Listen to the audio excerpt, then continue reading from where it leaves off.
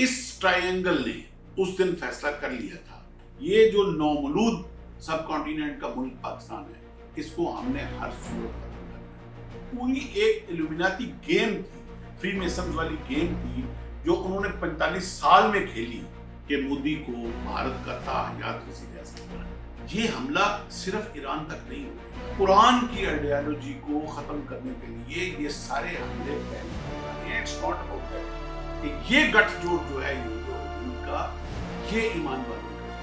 Iran के ऊपर हमले से पहले पाकिस्तान को कतई तौर पे मायूस होने की जरूरत नहीं है। बेशक नस्रुम मिनल्लाह। बिस्मिल्लाहिर्रहमानिर्रहीम, अस्सलाम वालेकुम नाज़रीन। अनफोल्ड पाकिस्तान में आप सबको खुशामदीद कहते हैं। अफगानिस्तान की जानिब से पाकिस्तान पर पहले हमला किया जाता है और उसके बाद अब इसराइल की जानिब से और अमेरिका की जानिब से मिलकर ईरान पर हमला कर दिया गया है।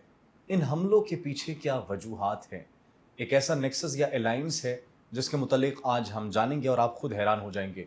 इसी सूरत हाल पर बात करने के लिए आज हमारे साथ मौजूद हैं दिफाई तज्ज़ियाकार मेजर रिटायर्ड मीसम रज़ा अवान साहब। अस्सलाम वालेकुम सर। सर बहुत शुक्रिया आपके कीमती वक्त का। ये सर क्या माजरा है, पहले अफगानिस्तान हमला कर रहा है और उसके बाद अब ईरान पर अमेरिका और इसराइल ने मिलकर हमला कर दिया। ये तो वो गठजोड़ में नजर आ रहे हैं जिसकी पेशन गोई आपने हमारे पिछले व्लॉग में और पिछले पॉडकास्ट में की थी। मैंने बिस्मिल्लाहिर्रहमानिर्रहीम मैंने पेशन गोई क्या करनी थी। आप मसला ये है कि हमारी जो अवाम है, हमारी जो यूथ है, उसको हिस्ट्री पढ़ने से जो है वो बिल्कुल बेजार है। They don't want to go back to history. They don't want to study the books. तो अब भी खुदारा मैं आपके प्रोग्राम के शुरू में कह रहा हूँ कि अपनी इस यूथ को ये किताबें पढ़नी शुरू कर दो।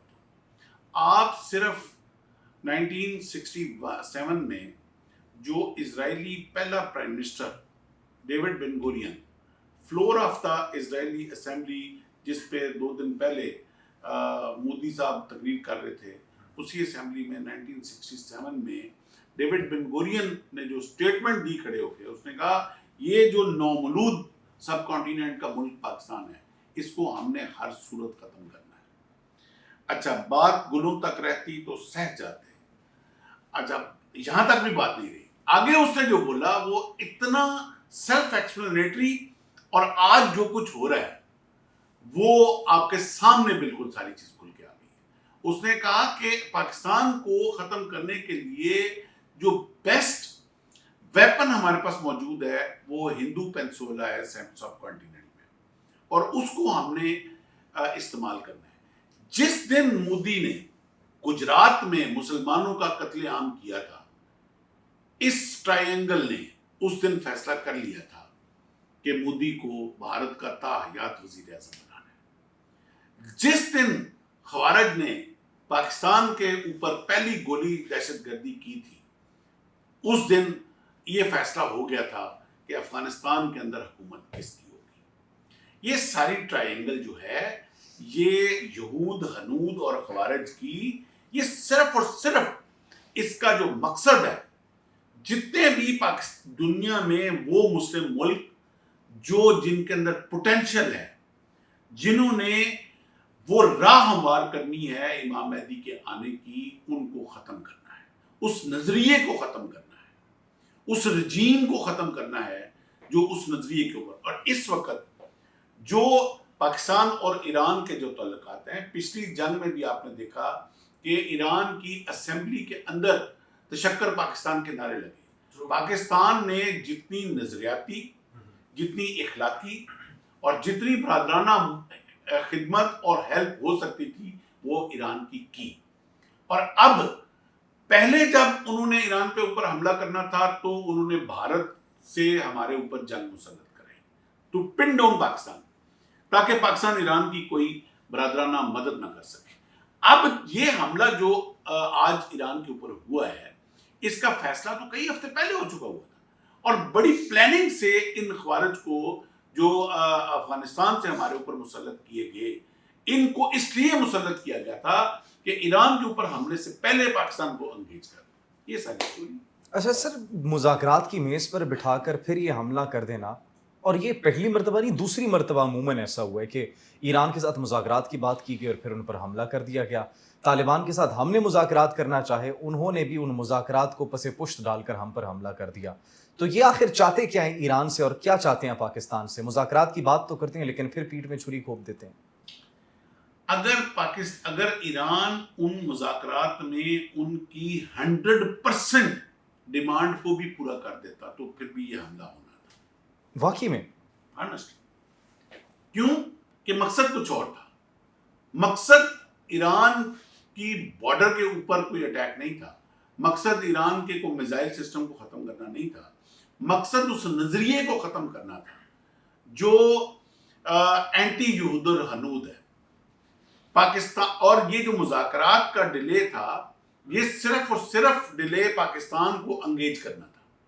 پاکستان کے اوپر افغانستان کی طرف سے ایک اٹیک کرانا تھا. اور جو 2 رات پہلے جو پاکستان کے اوپر 53 پوسٹوں کے اوپر بیک وقت منظم اٹیک آتا ہے. ڈو یو ریئلی تھنک کس کو بیوقوف بنا رہے ہیں؟ ہمیں نہیں پتا. یہ تو ہمارے گڑے کی مچھلی ہے افغانستان. ہمیں نہیں پتا ان کی کیپیبلٹی کیا ہے. یہ پلاننگ کہاں ہوئی, کس نے ایگزیکیوٹ کرائی, آپریشنلی کون اس کو کنٹرول کر رہا تھا, کیمروں کے ذریعے کون مانیٹر کر رہا تھا, ڈیمیج کی کون ویڈیوز بنا رہا تھا.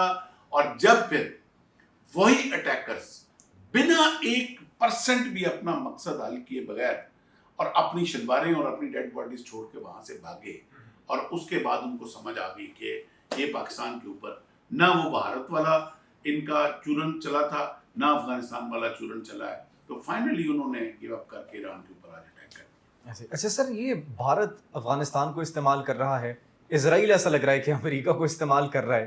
بھارت کے اندر اتنی ہمت نہیں ہے کہ وہ پاکستان کے خلاف اب خود آ سکے.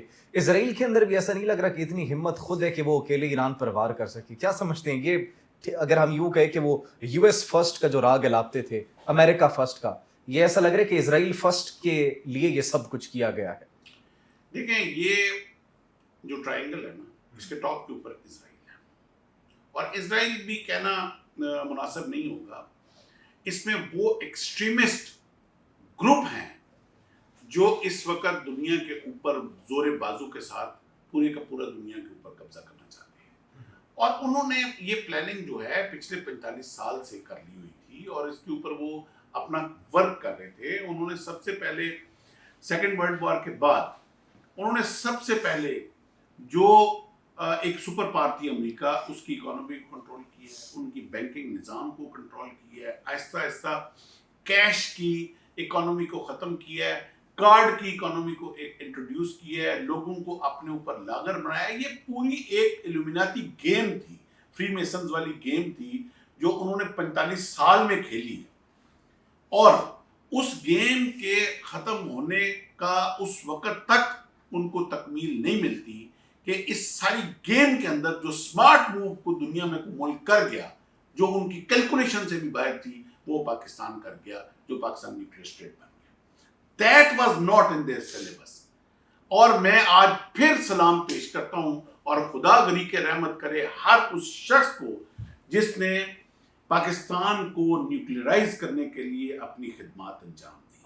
0 سے لے کے 100 تک, اس میں ذوالفقار علی بھٹو شہید ہو, اس میں کوئی بھی ہمارے سیکیورٹی فورسز کے لوگ ہوں, اس میں ہمارے ایٹامک انرجی کے انجینئرز ہوں, ہر کوئی رمضان میں اللہ پاک ان کے درجات کو بہت بلند کرے. یہ وہ آؤٹ آف سلیبس گیم ہوئی ہے. اور آپ نے دیکھا نہیں کہ نیتن یاہو نے کس طرح کھل کے کہا کہ ایران کو ہم کسی صورت بھی یورینیم انریچ نہیں کرنے دیں گے. ہم سے تو ایک غلطی ہو گئی کہ پاکستان کیسے نیوکلیئر بن گیا, ہمیں تو وہ ڈائجسٹ نہیں ہو رہا. اچھا سر, یہ ایران کے اوپر یہی اسی جو آپ ابھی سٹیٹمنٹ دے رہے ہیں, اسی کو جواز بنا کر حملہ کیا جا رہا ہے بار بار کہ ہم اس کو نیوکلیئرائز نہیں ہونے دیں گے. امریکہ کی ڈائریکٹر انٹیلیجنس تلسی گیبارڈ وہ یہ کہتی ہیں کہ ایران کے پاس کیپیبلٹی موجود نہیں ہے. ان کے جنرلز یہ بات کر رہے ہیں. اس کے بعد ایران کی نیوکلیئر سائٹس پر سب نے دیکھا کس طریقے سے حملے کیے گئے. یہ کیوں اس بات کو, اصل مسئلہ یہ نیوکلیئر پروگرام نہیں لگ رہا, اصل مقاصد کچھ اور لگ رہے ہیں. 100% میں نے کہا نا کہ اگر ایران بالفرض, اب تو ایران تو اس بات پہ ماننے کے لیے راضی نہیں تھا لیکن اگر ایران 100% کمپلائنس بھی دیتا تھا امریکہ کے ساتھ مذاکرات میں تو بھی اسرائیل نے یہ حملہ کروانا تھا. دوسری بات، یہ حملہ صرف ایران تک نہیں رکے گا. میں نے بتایا نا کہ it's not about the territory. اچھا سر، ابھی وہ بلوچ کا بھی ذکر کیا گیا ہے. نیتن یاہو کی جو سٹیٹمنٹس آئی ہے وہ ریسنٹ سٹیٹمنٹ، وہ کہہ رہے ہیں بلوچ نکل آئیں، کرد نکل آئیں، اب اپنے فیصلے خود کریں گے. تو یہ میں بتا رہا ہوں it's not about territory, it's about ideology. وہ قرآن کی جو آئیڈیالوجی ہے، جو قرآن نے بتا دیا ہے کہ یہ تم لوگوں کے دوست نہیں ہو سکتے اور حتمی فیصلہ تمہارا اور ان کا ہونا ہے، اور جو ان کے ساتھ ہوگا وہ تم میں سے نہیں ہوگا، وہ ان میں سے ہوگا. اس آئیڈیالوجی کو، ہمارے قرآن کی آئیڈیالوجی کو ختم کرنے کے لیے یہ سارے حملے پلان کیے جا رہے ہیں. It's not about territory. اور جو بھی اس آئیڈیالوجی کے، یا تو جو کوئی ان کے ساتھ، یہ ساری جو اسٹیٹک فورسز ہیں، دجالی طاقتیں ہیں، یا تو ان کو لبیک کہے اور ان کے ساتھ مل جائے من و آن کے ساتھ، جس طرح کے کچھ لوگ ملے ہوئے ہیں، وہ ان کو تحفظ دے دیں گے اور وہ اپنے مقاصد کے لیے ان کو استعمال کریں گے. اور جو ان کے ساتھ 1% بھی ڈفر کرے گا، 1% بھی، یہ اس کے ساتھ بالکل اس کے ساتھ یہی رویہ کریں گے جو اس وقت وہ ایران کے ساتھ کر رہے ہیں.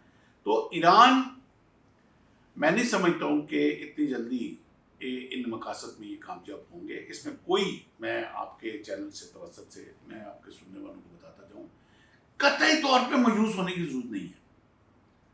ایک نظام وہ ہے جو ابلیس چلا رہا ہے، جو یہ اسٹینک فورسز چلا رہی ہیں، یہ جو گٹھ جوڑ ہے اسرائیل، افغانستان اور جو بھارت کا ہے، اور دوسرا نظام میرے اللہ کا ہے. کچھ وعدہ اس اللہ نے بھی آپ کے ساتھ کیا ہے، اور بے شک نصر من اللہ و فتح قریب.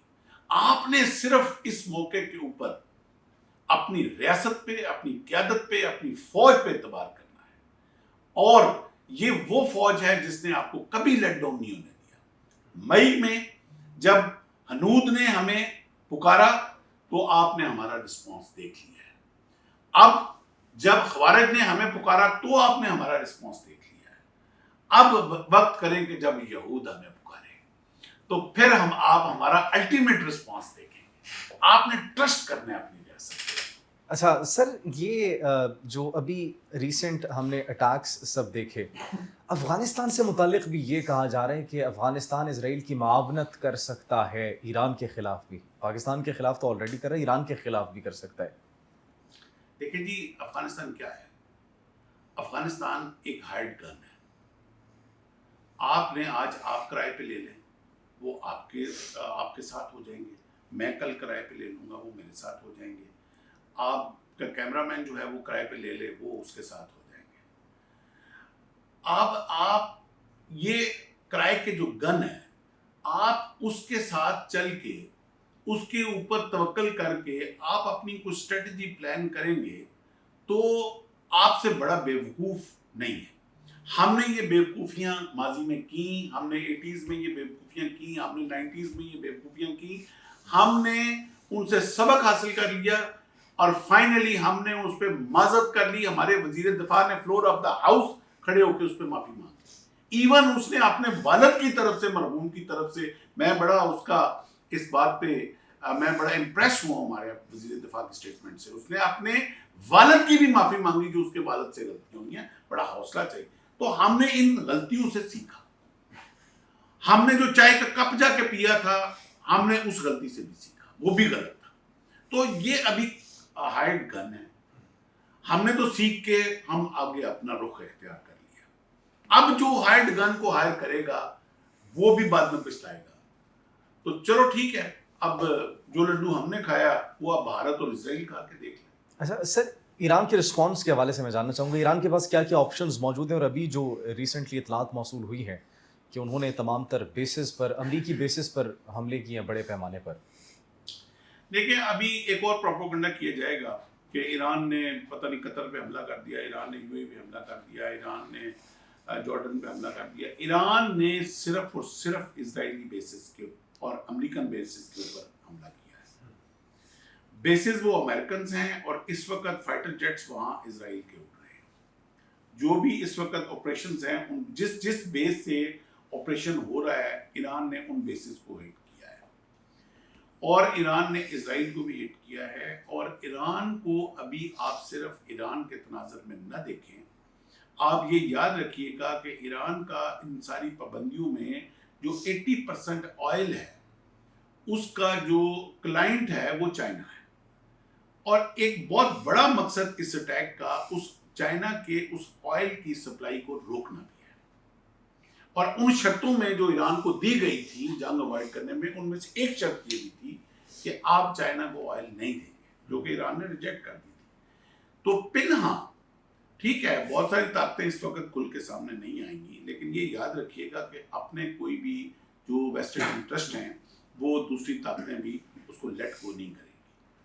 سر آخر میں یہ بھی جاننا چاہوں گا, پاکستان افغانستان کے مابین کشیدگی اور اب ایران اور اسرائیل کے مابین کی کشیدگی, how do you see the future of both these wars? دیکھیں, یہ تو پریڈکشن کے مطابق سب کچھ ہو رہا ہے, اور میرے آقا صلی اللہ علیہ وسلم کی جو اس آخری وقت کی جو آپ کے فرامین ہیں ان کے مطابق جو احادیث مبارک ہیں ان کے مطابق یہ سب کچھ اب انفولڈ ہونے جا رہا ہے. آپ کے چینل کا نام بھی شاید اسی لیے انفولڈ ہے. تو یہ ساری چیزیں جو انفولڈ ہوتی جا رہی ہیں یہ عین ان پیشن گوئیوں کے مطابق ہے. اور یاد رکھیے گا اس پیشن گوئی میں فتح جو ہے وہ حق کی ہے. اور اس وقت حق کہاں ہے, یہ اگر کسی کو ڈاؤٹ ہے تو پھر وہ ڈاؤٹ نہیں ہے.